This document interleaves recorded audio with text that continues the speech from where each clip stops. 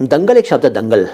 दंगल film भी आई थी ना, हैं बापू तू तो सेहत के लिए हानिकारक है, क्या गाना था ना उसके अंदर, ये गाना था ना, बापू तू तो, आमिर खान। दंगल फारसी का शब्द है और दाना एक शब्द है, दाना, दाल का दाना, अनाज का दाना, दाना भी फारसी का शब्द है। और एक शब्द है दूरबीन, होता है ना दूरबीन, दूरबीन भी फारसी का है। हिंदी में क्या कहते हैं दूरबीन को, बताना भाई।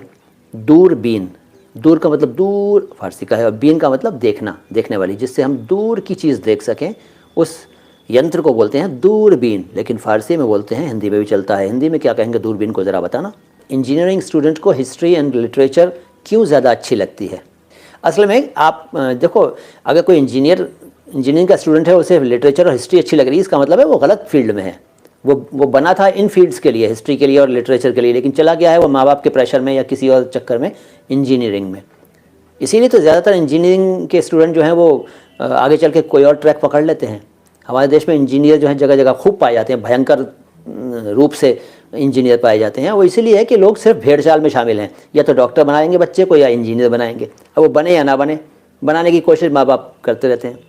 तो लेकिन उसमें कोई और टैलेंट होता है, कोई हिस्ट्री में जाना चाहता है, कोई लिटरेचर में जाना चाहता है, कोई म्यूज़िक में, कोई थिएटर में, कोई किसी और फील्ड में, लेकिन वो ज़बरदस्ती इंजीनियर बनाने की कोशिश की जाती है।